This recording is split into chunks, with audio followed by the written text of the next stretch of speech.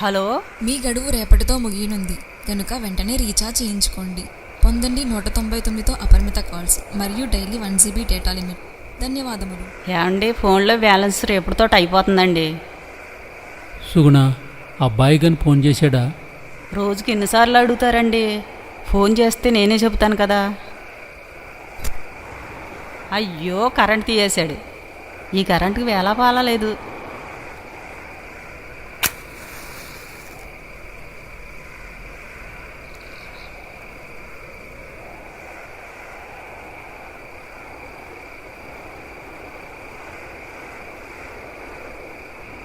ఈరోజు చాలా ఏడుపు వచ్చింది సుగుణ.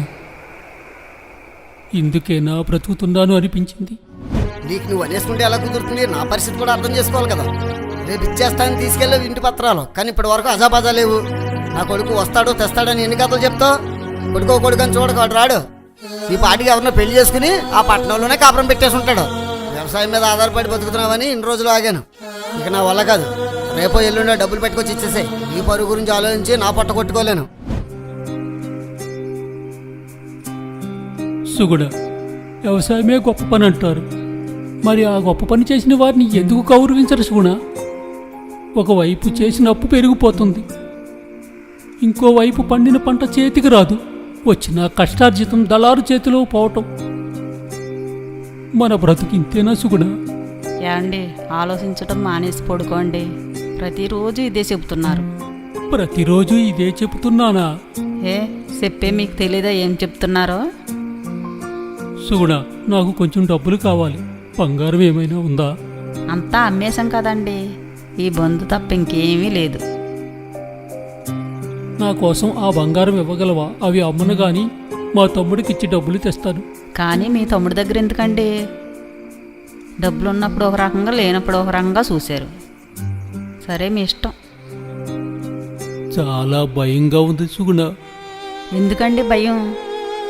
ఇంతకంటే ఎక్కువ అవమానాలే భరించాం. అయినా మనుషులు పెట్టిన ఎందుకు భయపడొద్దని వాక్యం చెప్తుంది.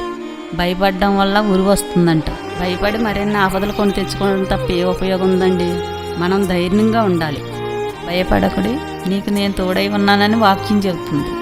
ఏమండి, మీరు భయం అంటుంటే గుర్తొచ్చింది. నిన్న నాకు ఒక కల వచ్చింది. ఆ కళ ఏంటో చెప్పనా? ఏమండి, ఏమండోయ్, నిద్రపోయారా? ఇంతకీ మీరు భయంగా ఉందన్నారా, బద్ధకంగా ఉందన్నారా? అయ్యో పిచ్చిదాన్ని, నా పాటికి నేనేదో వాగుతున్నాను. ఎప్పుడు చూసినా కొడుకు వాడేదో పని మీద ఉండుంటాడు. వస్తాడులే, బాధపడకుండా అంటే మీరు వినరు. ఇంకా వస్తాడనుకుంటున్నావా సుగుణ? ఇది తప్పిపోయి తిరిగి వచ్చిన చిన్న కుమారుడు కథ కాదు సుగుణ. చీకటైపోయిన సూర్యారావు జీవితం. నా బాధ ఒకటే నీకు తెలుసు. ఆ బాధ బరువుగా మారిన రోజు గురించి నీకు తెలియదు.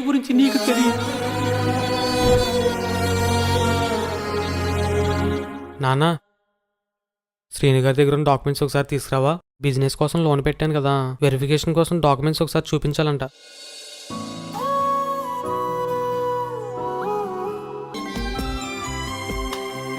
సుగుణ, ఏంటండి? బట్టలన్నీ సర్దేసుకున్నాడా? సర్దేసుకున్నాడండి. ఇంతకీ బాబేడి? ఫ్రెండ్ దగ్గరికి వెళ్తానని చెప్పాడు. వచ్చేస్తాడులేండి. 10 గంటలకే బస్సు అన్నాడా? ఇంటి డాక్యుమెంట్స్ వాడి దగ్గరే ఉన్నాయి. ఈ రోజు శ్రీని గారికి ఇచ్చేస్తానని చెప్పాను కదా. ఏంటి, రేపు ఇస్తానంటే ఆయన ఒప్పుకున్నాడా? ఒప్పుకోకపోతే ఏంటి? ఇలా వదిలేస్తే ఊరంతా అప్పులు చేస్తాడు. సర్లే, నువ్వు వెళ్తే వెళ్ళావు. ఇంటి పత్రాలు మీ నాన్నకిచ్చారా? ఎలాగో లోన్ వచ్చేసింది కదా. ఏంటి ఇచ్చేది? డాక్యుమెంట్స్ ఏమన్నా, డబ్బులు ఏమన్నా? లోన్ పెట్టింది ఈ అప్పులు తీర్చడానికి కాదు. ఇది తక్కువ ఇంట్రెస్ట్, వడ్డీకి ఇస్తే ఎక్కువ ఇంట్రెస్ట్ వస్తుంది కదా. కావాలంటే కొంచెం విషయం కొనిస్తాను. అదే మందు. పండిన పంటపై చల్లుకోమను. ఆయన చల్లకపోయినా పంట చచ్చిపోద్దులే. ఆయన గారు చెయ్యి అలాంటిది. ఒకవైపు మీ నాన్న వడ్డీలు కడుతుంటే నువ్వు వడ్డీకి ఇస్తానంటావేంట్రా? కనీసం వచ్చిన డబ్బులతోనే సీను గారు అప్పు తీర్చచ్చు కదా. వాళ్ళు బ్రతికేది వాళ్ళు బ్రతుకుతారు. ఏంటి బ్రతికేది? చెప్పి పంపాడా మా బాబు నిన్ను ఇలా అడగమని? చిన్నప్పటి నుంచి వ్యవసాయానికి ఉన్న డబ్బులన్నీ వేస్ట్ చేసాడు. వేస్ట్ చేయడమే కాదు, ఈయన చేసిన అప్పులకి తప్పులకి ఇంట్లో అందరూ తలదించుకోవాల్సి వస్తుంది. ఒరే, మీ నాన్న తలదించుకుని బ్రతకాల్సిన స్థితిలో లేడురా. నువ్వే అలా ఆలోచిస్తున్నావు. మా నాన్న లాంటి నీకు ఉంటే తెలిసేది. అరే, అప్పులు చేసుకుంటూ పోతున్నాడే. అదేదో ఇన్సూరెన్స్ కట్టాడంట. నేను పోతే నీకు అంత వస్తాయి ఎంత వస్తాయి ఇబ్బంది ఉండదు అంటున్నాడు. ఈ అప్పులన్నీ నేను బ్రతుకుండగానే తీర్చేస్తాను, నీకేమి ఇబ్బంది ఉండదంట. ఎప్పటిదాకా బతుకుంటాడు ఈయనకైనా తెలుసా ఏంటి? మొన్న కరోనా టైంలో ఆయనకి ఏమన్నా అవుతుందని ఎంత భయపడ్డానో తెలుసా? ఏంటి నాన్న మీద ప్రేమే? నాన్న మీద ప్రేమలో ఉన్నాడు ఆవిడుంటాడురా.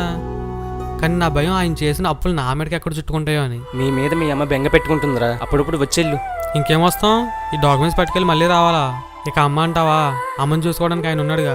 ఆయన ఒకవేళ పోతే అదే లేకపోతే అప్పుడు తప్పకుండా వస్తానులే. మన ఫ్రెండ్స్ అందరికి ఎకరాల పొలాలు ఉన్నాయి. ఆయన గారు నాకేమిచ్చారు అప్పులు తప్ప.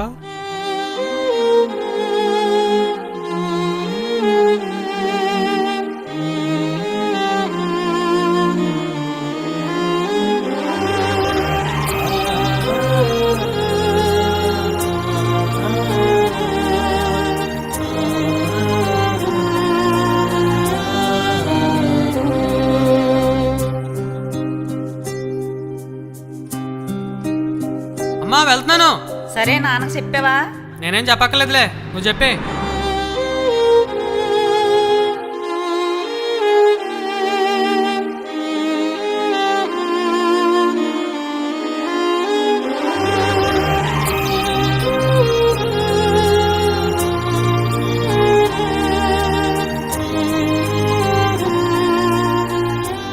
కొడుకని చూడక రాడు. ఈ పాటికి ఎవరినో పెళ్లి చేసుకుని ఆ పట్టణంలోనే కాపురం పెట్టేసి ఉంటాడు. వ్యవసాయం మీద ఆధారపడి బతుకుతున్నావని ఇన్ని రోజులు ఆగాను. ఇక నా వల్ల కాదు. రేపో ఎల్లుండో డబ్బులు పెట్టుకొచ్చి ఇచ్చేసాయి. నీ పరుగు గురించి ఆలోచించి నా పట్ట కొట్టుకోలేను.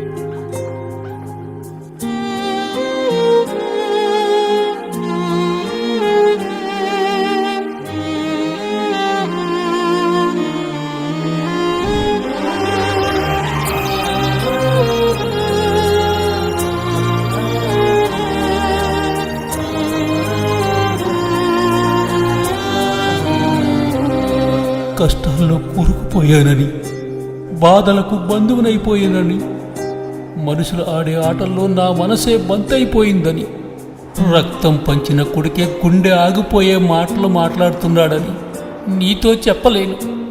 చెప్పి నీ గుండె బరువు చేయలేను. అలా అని ఈ బరువు నేను మోయలేను. ఈ బరువు దిప్పేసి నేను వెళ్ళిపోతాను సుగుణ.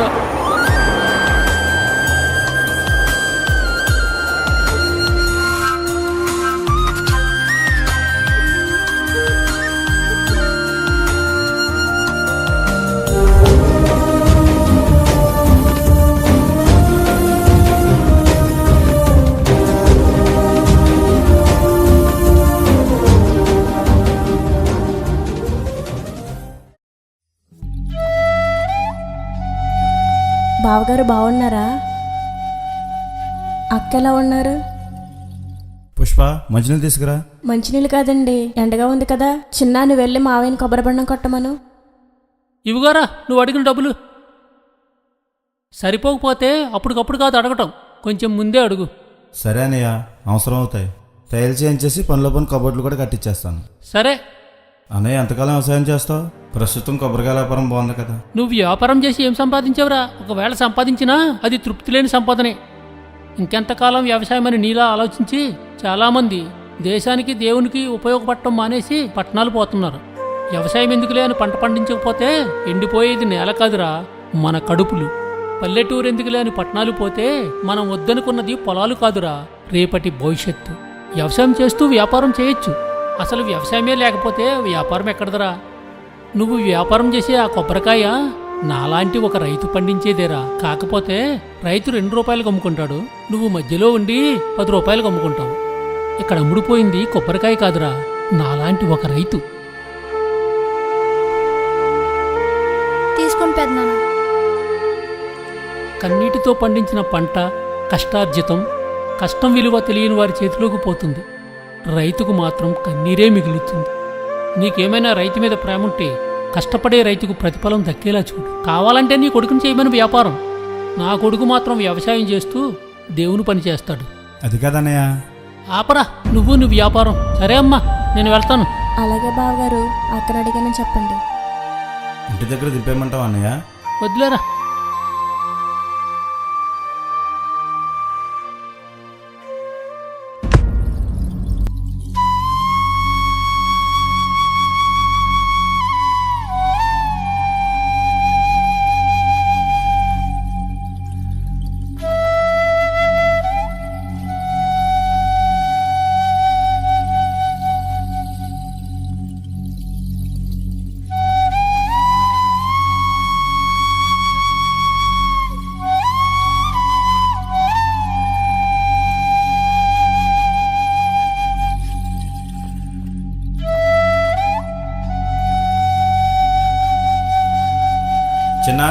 కుర్చీ తీసుకురా.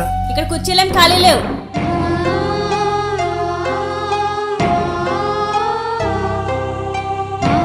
పర్లేదురా, ఇక్కడ కూర్చుంటాను.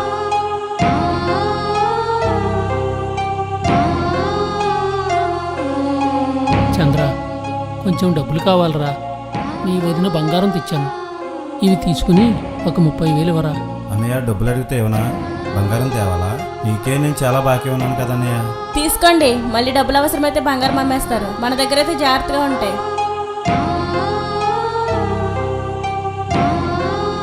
ఎందుకమ్మా పెందాలనేసరికి అలా అంటావు? నోర్మీరా, ఇక్కడ ఏమైనా తేరగా ఉన్నాయా డబ్బులు? ఎందుకు రాది? పెదనాన్నకమ్మా. మావయ్య వాళ్ళు ఎండలో వస్తారని తెమ్మన్నాను, అక్కడ పెట్టు. నీ పరిస్థితి నాకు తెలిసిలేరా, తీసుకో.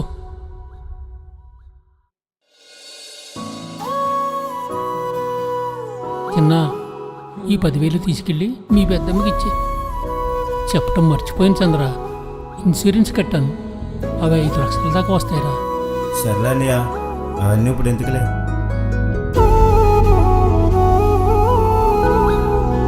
డాడీ పెదనాన్న ఏదో బాధగా మాట్లాడుతున్నారు. అంతేలేరా, కష్టాల్లో ఉన్నాడు కదా. లేదు డాడీ, ఇన్సూరెన్స్ అని ఏదో అంటున్నారా? డబ్బులు అడిగాడు కదరా, మళ్ళీ తిరిగి ఇవ్వలేడేమో అని మనం అనుకుంటామని అలా అని ఉంటాడు. అదైతే కాదు డాడీ. ఈ తింగర ఆలోచన పక్కన పెట్టి రెడీ అవ్వి, వెళ్ళి ఫంక్షన్ టైం అవుతుంది. లేట్ చేయకుండా అమ్మను కూడా త్వరగా రెడీ అవ్వమను.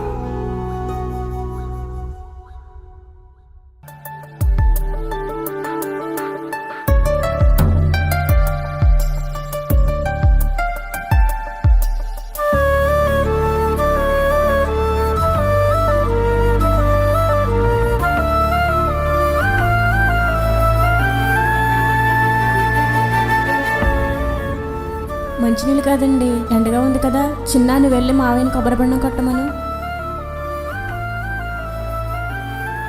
ఎందుకు రాది? పెదనాన్నకమ్మా. మావయ్య వాళ్ళు ఎండలో వస్తారని తెమ్మన్నాను, అక్కడ పెట్టు.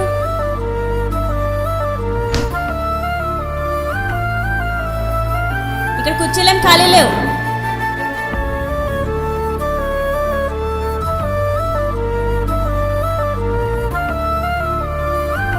తీసుకోండి, మళ్ళీ డబ్బులు అవసరమైతే బంగారం అమ్మేస్తారు. మన దగ్గర అయితే జాగ్రత్తగా ఉంటాయి. నోర్మీరా, ఇక్కడ ఏమైనా తేరగా ఉన్నాయా డబ్బులు?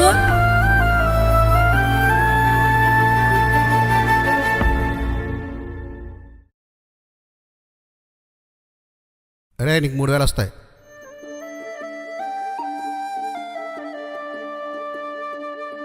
వచ్చేదెవడో తెలుసా? కొడుకు తండ్రి, దేశాన్ని ఉద్ధరిస్తున్న రైతు, దేవుని బిడ్డ. ఈయన గారి జీవిత పుస్తకం చదవాలి కానీ చాలా పేర్లున్నాయి. ఏమండో సూర్యరావు గారు? ఏంటి సూర్యరావు గారు ఎలా వస్తున్నారా? వెనకాల ఏమైనా ధాన్య లారీలు వస్తున్నాయా? వస్తే చెప్పండి అయ్యా బాబా, సూర్యరావు గారు పంట పండిందని షార్ట్ ఫిల్మ్ చేద్దాం. ఆపరా, నోటికి వస్తుంది మాట్లాడుతున్నాం. ఏదో 2 షార్ట్ ఫిల్మ్ తెస్తే గొప్పడం ఏంటి? ఎంత నష్టం వచ్చినా నీకన్నా గొప్ప పనే చేస్తున్నాడుగా. ఏం గొప్ప పని? వ్యవసాయమా? చాలా గొప్ప పనేలే, అంతా అప్పుల పనే కదా. ఈ అప్పుల పని నేను చేయలేని మా నాన్నకి ఎక్కించేసేవాడు. నేనేం చేస్తే ఈయనకేంటి? షార్ట్ ఫిల్మ్ అంటే బాగా చులకనైపోయింది. చేస్తే తెలుస్తుంది కష్టం ఎంతో. లోకంలో ఈయనకే కొడుకున్నట్టు అడిగినవన్నీ ఇచ్చాడు. చిన్నప్పుడు నేను పాడైపోతున్నానని మా నాన్న కంప్లైంట్ ఇచ్చేవాడు. ఇప్పుడు తెలిసి ఉంటుంది ఎవడ పాడైపోయాడు. ఎవరైనా పంట పండకపోతే వదిలేస్తారు, ఈయనేంటో మరి ఎప్పుడు దేవుడు కొడుకు పంట, దేవుడు కొడుకు పంట. పంట పండదు, కొడుకేమో రాడు, మరి దేవుడు? నోరుమీరా మూర్ఖుడా, వ్యవసాయాన్ని దేవుని తప్పుపడతావు. వ్యవసాయం చేసేవాళ్ళు లేకపోతే ఈ భూమి మీద మన తర్వాత తినడానికి ఏమి ఉండదురా. పండించిన పంట కాకుండా ప్లాస్టిక్ రైస్ తిని బతకాలరా. అసలు దేవుడే లేకపోతే అన్నీ ఇస్తున్న ఈ భూమే ఉండదురా. ఇదిగో ఫ్రెండ్గా కూడా చెప్తున్నా, నువ్వు నేను ఎన్ని తప్పులు చేసినా మనల్ని ప్రేమించిన దేవుణ్ణి, నష్టం వచ్చినా ఆగక పంటను పండించే రైతుని ఇంకొక మాట అంటే ఊరుకోను. నీ మాటల వల్ల ఆ మనిషి మనసు ఇరిగిపోతే వాడు మనం చంపుకునే రకం కానీ చచ్చే రకం కాదురా. రే, నువ్వు నోరు జారుతున్నావురా. పోరా, నువ్వు నాకు చెప్పేదేంటి? చిచ్చి, అసలు నీకు పెద్దలంటే గౌరవం లేదురా.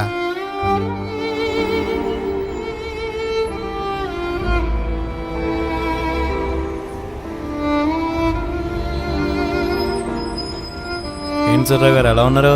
ఏదో అలా ఉన్నానులేండి. మీ బాకీ చాలా ఉందండి. త్వరలో తీరిపోతుందిలండి. ఇప్పుడు ఒక 15,000 రాసుకోండి. పురుగు మందు డబ్బా ఒకటి ఇవ్వండి.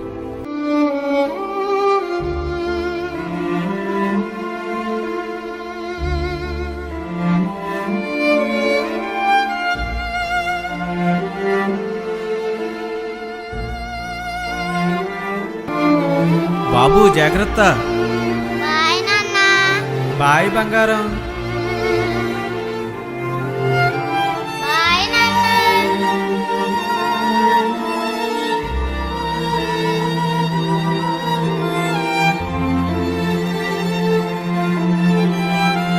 ఏంటి సూర్యరావు ఎక్కడి నుంచి ఉన్నావు? బాబుగాడు స్కూల్ నుంచి రాలేదు. వస్తాలే, టైం అవ్వలేదు కదా. నువ్వు కూడా బ్యాగ్ తీసి పోరాదు, నువ్వు నీ చేదత్తాం.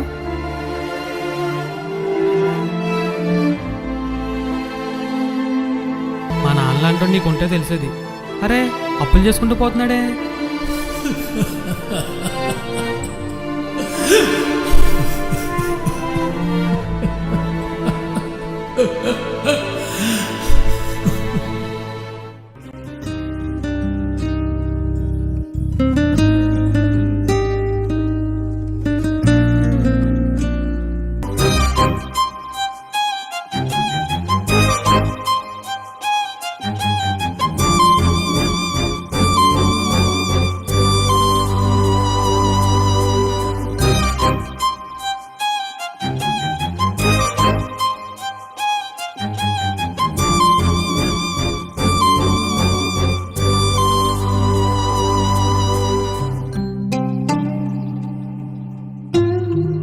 బాబాయ్,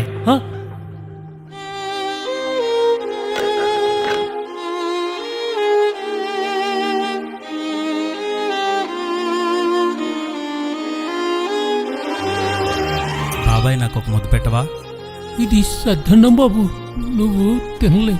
పర్లేదు బాబాయ్, ఒక ముద్దు పెట్టు. నేను చెప్పాను కదా బాబు, ఇది సద్దన్నం, నువ్వు తినలేవు. నువ్వు తినగలిగేది నేను తినగలను బాబాయ్, ఒక ముద్దు పెట్టు బాబాయ్. వద్దు బాబు, ఇది సద్దన్నం, నువ్వు తినలేవు. బాబాయ్ ఒక ముద్దు పెట్టు, నేను తినగలనని చెప్తున్నాను కదా, పెట్టు బాబాయ్. ఈ కూడు కూడా తిన్నవా నన్ను? సర్లే బాబాయ్, కోప్పడుకు, నేను వెళ్తాను.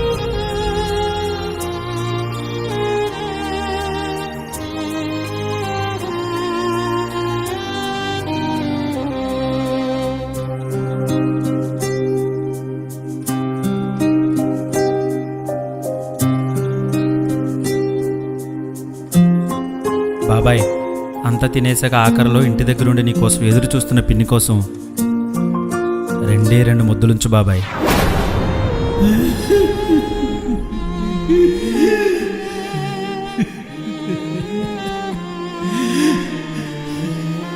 నువ్వు చనిపోతే పిన్ని ఒంటరిదైపోతుంది బాబాయ్. ఇప్పటి వరకు ఇద్దరు కలిసి బ్రతుకుంటూ ఉంటారు కదా, కష్టమైనా సుఖమైనా ఇద్దరు భుజాల మీదే మోసారు కదా. నువ్వు చనిపోయి ఆ భుజాలు బరువు చేయకు బాబాయ్. భర్త చనిపోయిన తర్వాత బ్రతకడం అంటే అది సామాన్యమైన బ్రతుకు కాదు బాబాయ్.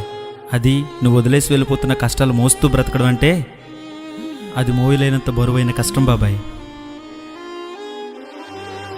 అసలు ఏం జరిగింది బాబాయ్?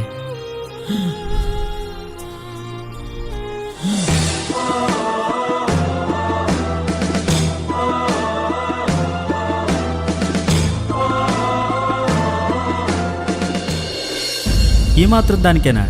చావు సమస్యకి పరిష్కారం కాదు బాబాయ్, సమస్యకి ప్రారంభం.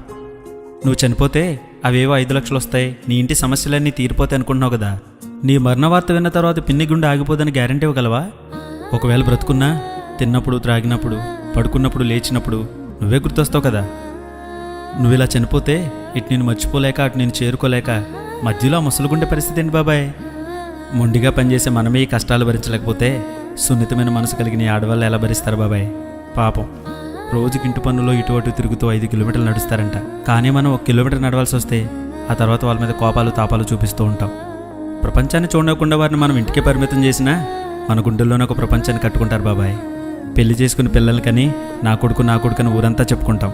కానీ 9 నెలలు అంటే 275 రోజులు కడుపులో బిడ్డను మోస్తూ చేయాలనుకున్న పని చేయలేక, వెళ్ళాలనుకున్న చోటుకు వెళ్ళలేక, పడుకోలేక, లేవలేక, నించోలేక, కూర్చోలేక ఎంత బరువు మోస్తారో తెలుసా బాబాయ్? సుమారు 2 నుండి 3 కేజీలు 9 నెలలు మోస్తారు బాబాయ్. కనీసం నువ్వు నేను కూడా ఒక 9 గంటల సేపు మన చొక్కాయ బరువు కూడా మోయలే. ఎప్పుడెప్పుడు ఇంటికి వెళ్దామా, చొక్కాయ తీసి హ్యాంగర్కి తగిలిందామా అని ఆలోచిస్తూ ఉంటాం. భార్య అంటే బరువు కాదు బాబాయ్, భార్య అంటే మన సహజ మరణం దాకా వచ్చే తోడు. ఆ తోడును మధ్యలో తోడులేందని చేయకూడదు బాబాయ్. భర్త అంటే బరువు అయినప్పుడు భార్యను వదిలేసేవాడు కాదు బాబాయ్. భార్యని బరువును 2 భుజాల మీద మోయగలిగిన వాడే భర్త. ప్రమాణం చేస్తుంటావు కదా బాబాయ్, కష్టమైన నష్టమైన నేను విడిచిపెట్టనని. మరి ఆ మాటను మీరతావా? నువ్వు మాటిచ్చింది పాస్టర్కో పంతులకో కాదు బాబాయ్, నీకు ఈ జన్మనిచ్చిన మహానుభావునికి. సమస్యలకి చావు ఒకటే పరిష్కారం కాదు బాబాయ్. తట్టుకోలేనని కష్టాలు వచ్చాక చావు ఒకటే పరిష్కారం అంటే ఇక మనకు రావాల్సిన కష్టాలన్నీ అయిపోయాయని అర్థం. ఆ క్షణంలో చనిపోవాలనే ఆలోచన మనిషి మార్చుకోగలిగితే ఆ తర్వాత ఆరంభం అయ్యేవన్నీ ఆనంద గడియలే. కీడు వెనకాల మేలు దాచబడి ఉంది, శోధించబడిన మీదట నువ్వు సువర్ణవల మారుతావని వాక్యం చెప్తుంది. కష్టం వచ్చిందంటే అది ఎప్పుడూ ఉండదు, దాని గడువు పూర్తయ్యాక సుఖం వస్తుంది. అలానే సుఖం కూడా కలకాలం ఉండదు, దాని గడువు కూడా పూర్తవుతుంది. ఈ సృష్టిలో ఇది ఒక సైక్లింగ్ సిస్టమ్ బాబాయ్, తిరుగుతూ ఉంటుంది. కష్టంలో ఉన్నప్పుడు కృంగిపోవడం, సంతోషంలో ఉన్నప్పుడు పొంగిపోవడం మంచిది కాదు బాబాయ్. కష్ట సుఖాలు యందు దేవుని స్మరించుటయే మంచిది. ఇవన్నీ నీకు తెలియక కాదు బాబాయ్ నేను చెప్పేది. నీ అనుభవంతో పోలిస్తే నేనెంత. ఎవరైనా వింటే ఈ వయసు వాడికి చెప్తున్నాడేంటి అనుకుంటారు. ఇక్కడ నీకు నాకు తేడా నేను చెప్పడం నువ్వు వినడం కాదు బాబాయ్. బ్రతుకు బరువైంది బాధను భరించలేనా నువ్వు అంటున్నావు. బరువుంటేనే బ్రతుకు విలువ తెలుస్తుందని నేనంటున్నాను.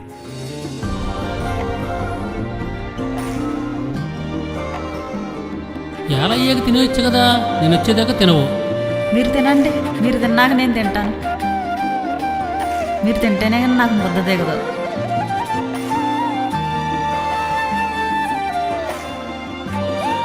భయపడి ఇంకెప్పుడు ఇలాంటి పని చేయకండి బాబాయ్.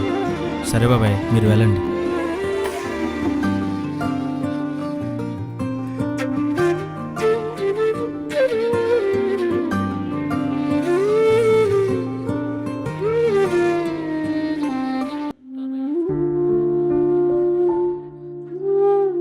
బావా, ఇందాకొచ్చారు కదా సూర్యరావు గారు, వాళ్ళ అబ్బాయి ఫోన్ నెంబర్ ఉందా?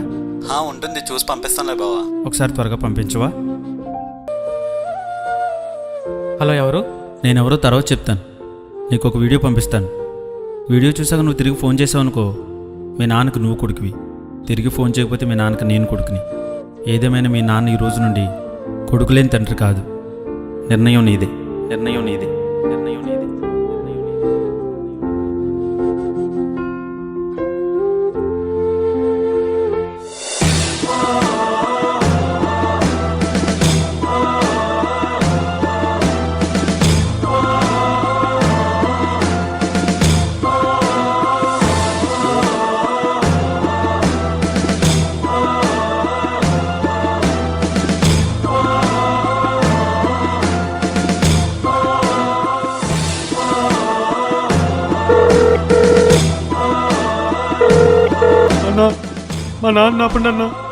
మా నాన్న ఆపండి ప్లీజ్. బ్రదర్ ప్రేమ్, నీ పేరులో ఉన్న ప్రేమలో కొద్ది ప్రేమ మీ నాన్నపై చూపించుంటే ఈరోజు మీ నాన్నకి ఈ పరిస్థితి వచ్చేది కాదు. మీ నాన్న ఎందుకిన్ని కష్టాలు పడుతున్నాడో నీకు తెలుసు అనడం కంటే నీ వల్లే అని అనొచ్చు. మీ నాన్నకంటే డబ్బు సంపాదన అంత ముఖ్యమా? నీ దృష్టిలో మీ నాన్న పాతకాలం వాడు కావచ్చు, కానీ వేటిని కోరుకోవాలో వాటినే కోరుకున్నాడు. ఆయన ఈ భూమిపై ఉన్న వ్యవసాయం చేయాలని, నువ్వు ఆ పరలోకపు తండ్రి వ్యవసాయం చేయాలని ఆశపడ్డాడు. అసలు వ్యవసాయం చేస్తే తప్పేంటి బ్రదర్? అది కూడా గొప్ప పని. అసలు రైతు లేని భూమిని చూడగలవా? నువ్వు భవిష్యత్తులో ఏం తింటావు? ఇక అప్పులంటావా? అప్పులు కారణం రైతులకు పండించడం రాక కాదు, చేయాల్సి వచ్చిన అప్పులకి వడ్డీలపై వడ్డీలు కట్టలేక. అసలు నువ్వు కూడా దళారివే. ఎందుకో తెలుసా? మీ నాన్న ఇంటి పత్రాలు పెట్టి అప్పు తెస్తే ఆ పత్రాలు మోసం చేసి లాక్కున్నావు. మీ నాన్న నీ మీద పెట్టుకున్న నమ్మకాన్నే లాక్కున్నావు. దళారివి కాదా? అందుకే గొప్ప మనిషి ఇలా అన్నాడు, రైతంటే మోసపోతాడేమో కానీ మోసం చేయడు బ్రదర్. మీ నాన్న నీ చేతిలో మోసపోయినట్టుగా. మీ నాన్న నువ్వు ఆ పరలోకపు తండ్రి వ్యవసాయం చేయాలని ఆశపడ్డాడు. ఆ పరలోకపు తండ్రిని కూడా మోసం చేసావు కదా. నా దృష్టిలో తన జీవితాన్ని మార్చుకోకుండా సమాజానికి బోధించే పాస్టరు మత బోధకుల కన్నా తన జీవితాన్ని మార్చుకున్న మాటరాన్ని మోగవాడే గొప్పోడు. మీ నాన్న కూడా మోగోడే బ్రదర్. ఎందుకంటే నువ్వెన్ని మాట్లాడుతున్నా మాట్లాడకుండా మౌనం గుండిపోయాడు. ఆయన గారు నాకేమిచ్చారు? అప్పులు తప్ప.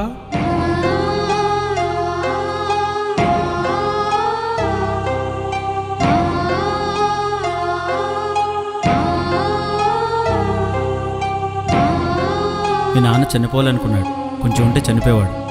ఎందుకు ఏంటి అనే వివరాలు మాట్లాడుకునేంత సమయం మనకు లేదు. నేను చేయాల్సిన పనులు చాలా ఉన్నాయి. దానికంటే ముందు నువ్వు చేయాల్సిన పని, మీ నాన్న ఇంటికెళ్ళేలోపు ఫోన్ చేయి, మాట్లాడు. ఇక నువ్వు రావనే లేవనే బాధ మీ నాన్నకు ఉండకూడదు. ఇంతకే నేనెవరన్నావు కదా, చెప్తాను. పురుగు మందు డబ్బా ఒకటి ఇవ్వండి.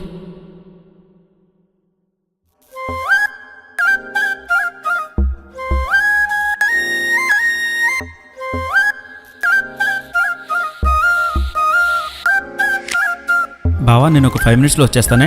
ఒరే, ఎవరిది కొనుక్కున్నా చనిపోవడానికినా? దాన్ని పంటకు కూడా వాడతారా? నీకు తెలియదేం కాదు కదా. పొలానికి కొట్టేవాడు పంట పాడైపోయిందని భయంతో అడుగుతాడు, చనిపోవాలనుకున్నవాడు జీవితం పాడైపోయిందని బాధతో అడుగుతాడు. భయానికి బాధకి చాలా తేడా ఉంటుంది బావా. నువ్వు ఆయన చేతిలో ఉన్న డబ్బులు మాత్రం చూసావు, నేను ఆయన చేతిలో ఉన్న వణుకు, కళ్ళలో బాధ రెండూ చూశాను.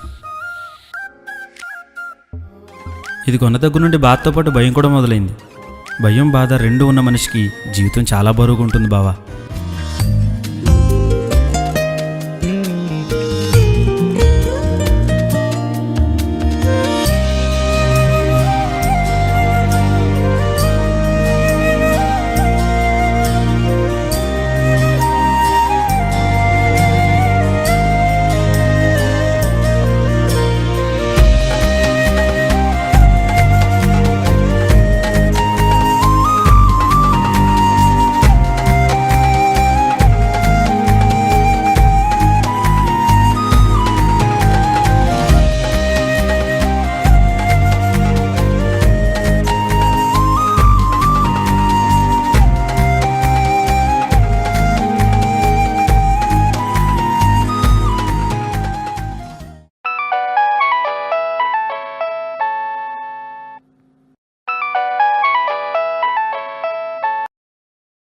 హలో నాన్న,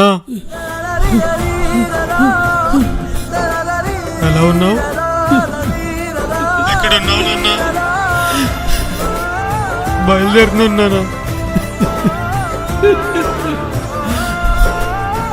రేపటికల్లా వచ్చేస్తాను.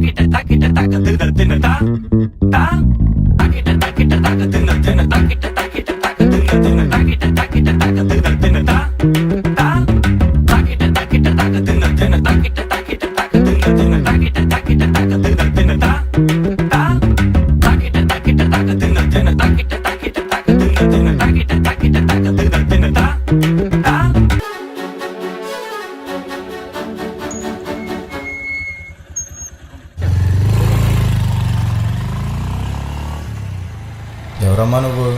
మేదలకోట కేదార్ ఉన్నాడు కదండి, ఆయనకి బామర్దిని అవుతాను. మా సొంతూరు పోలవరం. ఆ షాప్ చూసుకుంటూ ఇక్కడే ఉంటున్నాను. అవునా సార్, మీరు రెండు చేతులతో కాకుండా ఒక చేతితోనే బండి నడపగలరా? అవలేలుగా నడుపుతాను. అదే వయసులో ఉన్నప్పుడైతే చేతక్ బండి రెండు చేతులు వదిలేసి నడిపేవాడిని. అయితే నడపండి చూద్దాం.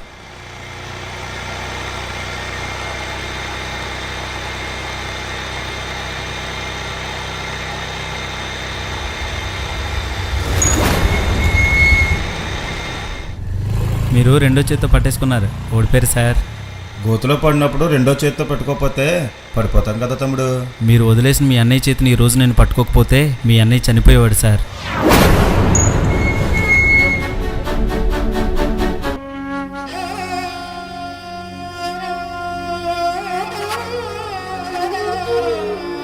నడవడానికి రెండు కాళ్ళు ఎంత అవసరమో, బండి నిలపడానికి రెండు చేతులు ఎంత అవసరమో, బ్రతుకు బండుకు కూడా తోటి వారి సహాయం అంతే అవసరం సార్. తోబుట్టు మీరే మీ అన్నయ్య బాధ అర్థం చేసుకోకపోతే మనం పడిపోతే చూసినవి పిచ్చి ప్రజలు ఇంకేం అర్థం చేసుకుంటారు? కనీసం నేనున్నాననే మాట మీరు అంటారేమోనని మీ అన్నయ్య ఎంత ఎదురు చూశాడో మీకు తెలుసా?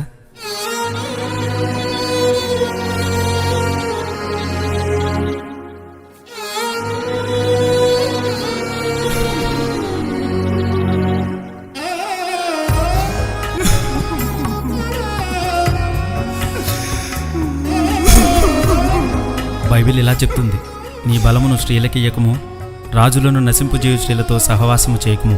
నా ఉద్దేశం మీ భార్యతో కలిసి ఉండొద్దని కాదు. కుటుంబం వారి వల్ల పాడైపోతుంది అనుకున్నప్పుడు వారిని క్రమపరచాలి. ఆడవారి వల్ల కుటుంబాలు కట్టబడతాయి, కూలిపోతాయి కూడా. ఇంట్లో తల వంచితే మీ కుటుంబానికి తలలాంటి అన్నయ్యని కోల్పోతారు. అదే పొగరెక్కిన తలను సరిచేస్తే ఈ ఊర్లో మీ కుటుంబం తలగా ఉంటుంది. నిర్ణయం మీదే సార్. నిర్ణయం మీదే సార్. సరిపోకపోతే అప్పటికప్పుడు కాదు అడగటం, కొంచెం ముందే అడుగు.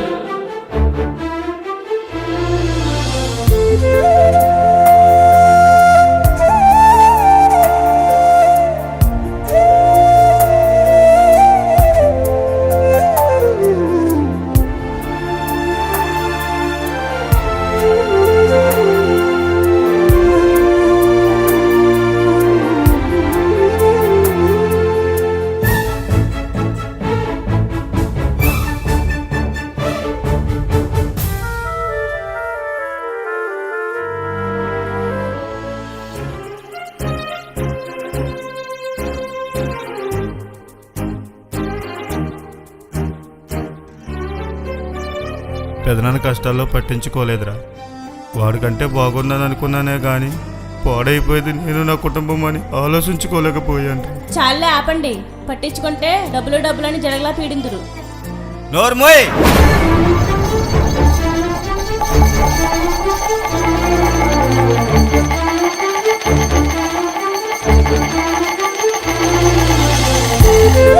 ఒక్క మాట మాట్లాడితే ఏం చేస్తానో నాకే తెలీదు. నీకు ఇష్టమైతే ఉండు, లేతే పో.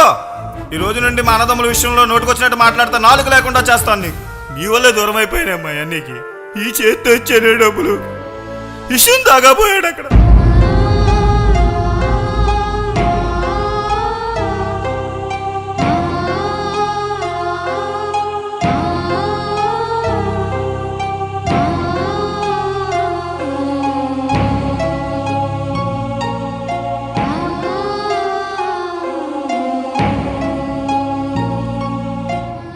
మా నాన్నకి వాడు సొంత కొడుకు. చిన్నప్పుడే తల్లిదండ్రులు చనిపోయాడు. నన్ను వాడి వల్లే నన్ను కొడుకుగా చేర్చుకున్నాడు. వాడి పేరు సూర్యారావు. నేను వచ్చాక నా పేరు మా చంద్రరావు అని పెట్టాడు వాళ్ళ నాన్న. ఎందుకో తెలుసా? పగలు సూర్యుడు, రాత్రి చంద్రుడు ఎలాగైతే వెలిగిస్తారు, కుటుంబానికి ఊరికి ఎలా ఉండాలనేవాడు మా నాన్న. ఆ సూర్యుడిని వాడు, ఈ చంద్రుడిని నువ్వు సేగడి చేసేసారు కదా.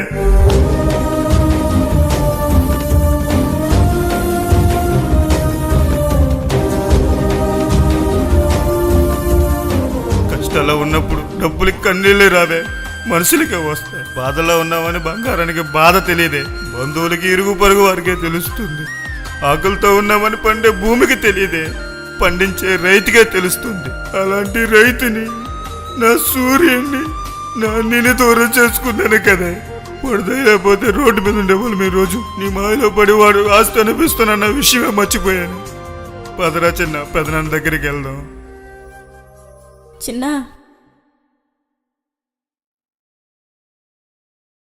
ఈ బంగారం తీసుకెళ్ళి పెద్దమ్మకిచ్చి. చిన్న, నన్ను కూడా రమ్మంటారేమో అడుగు.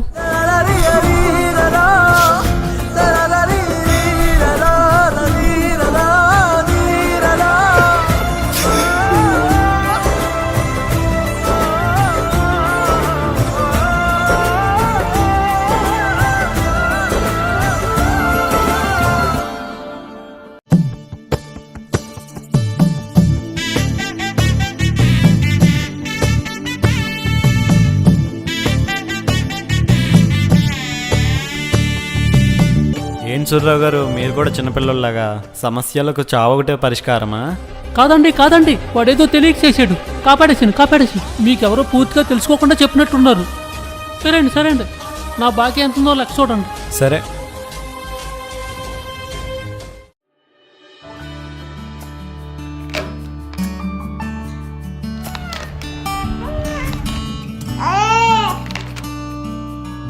ఆరాధ్య, తల్లిగడు ఏం చేస్తున్నారమ్మా? రండి, వచ్చేయాలి. కమ్ ఫస్ట్, చేస్తా. Very good. Aaradhya, uncle hi చెప్పు. మరి వందనాలు చెప్పు. సరే, వెళ్ళి ఆడుకో తల్లి. దివ్య, ఒక 2 టీ పెట్టవా?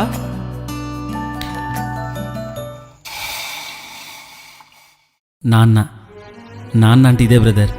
జరిగిన సంగతి నీకు తెలియకుండా ఎలా దాస్తున్నాడో చూసావా? ఈ 2 నెలల్లోనే ఇన్ని దాచాడంటే నీ 30 ఏళ్ల జీవితంలో ఇంకెన్ని దాచుంటాడో, ఇంకెన్ని మోసుంటాడో.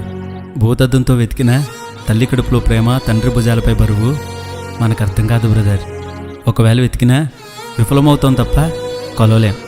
మీ నాన్న చనిపోవాలనుకున్న విషయం నీకు తెలుసని ఇంకా మీ నాన్నకు తెలియదు. అందుకే పైకి రమ్మన్నాను. మీ నాన్న నీపై చూపిన ప్రేమను నువ్వు చూసావు, కానీ ఏ రక్త సంబంధం కాని వ్యక్తి నాపై చూపిన ప్రేమను నువ్వు చూడలేదు. నేను చనిపోదామని నిర్ణయించుకున్నప్పుడు బ్రతుకు విలువ తెలిపి ఈ రోజులా భార్యాపాపతో సంతోషంగా జీవిస్తానని అప్పుడే ఊహించి చెప్పి తాను మాత్రం సంతోషానికి దూరం అయిపోయాడు. అన్న ఊరుకోండి అన్న, ఏడవకండి అన్న. ఎవరన్నా ఆ వ్యక్తి? అదిగో ఆ తమ్ముడే. ఇప్పుడు ఆయన ఎక్కడున్నారు? ఎలా ఉన్నారు? అసలు ఏం జరిగిందన్నా? సర్లే, నా గురించి అబ్బాయి గురించి తర్వాత ఇంకో రోజు చెప్తాను. మీ నాన్న నీ కోసం క్రింద ఎదురు చూస్తూ ఉంటాడు. మీ నాన్న నీ కోసం చాలా వదులుకున్నాడు. ఎప్పటికీ మీ నాన్న వదులుకోకు. నువ్వు అడిగితే ప్రాణమైన ఇచ్చేంత ప్రేమించాడు మీ నాన్న. రక్తం పంచిన ప్రేమ ఇలా ఉంటే మరి రక్తంతో కొన్న ప్రేమ ఎలా ఉంటుంది? అది మన ఊహకే అందదు. సర్వమానవాళ్ళ కొరకు ప్రాణం ఇచ్చిన నా యేసు ప్రేమ ఊహకందని ప్రేమ.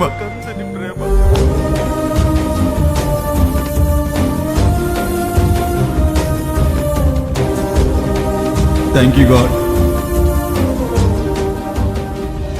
ఏమండి, మొన్న నాకు ఒక కల వచ్చింది. అది చెప్తుంటే మీరు నిద్రపోయారు. అది ఇప్పుడు చెప్పమంటారా? చెప్పు సుగుణ. మన ఇంట్లో కరెంట్ పోయిందంట. బయటేమో గాలి తుఫాను. ఇంట్లో దీపం వెలిగించాను కానీ దాంట్లో నూనె అయిపోయి దీపం మారిపోతుంది. నూనె కోసం వెతికాను కానీ ఇంట్లో నూనె లేదండి. ఈలోపు ఒక ఆయన తెల్ల బట్టలు వేసుకుని వచ్చారు. ఆయన చేతికమ్మో గాయం ఉంది. ఆ చేతి నుండి రక్తం దీపం మీద పడి ఇంకా ఎక్కువ కాంతితో వెలిగిందండి. ఆయన ఆ దీపాన్ని అంత గాలి తుఫాన్లో కూడా బయటకు తీసుకుపోతున్నారు. అప్పుడు నేను, వద్దండి, బయట విపరీతమైన గాలి వేస్తుంది, ఆరిపోతుంది అన్నాను.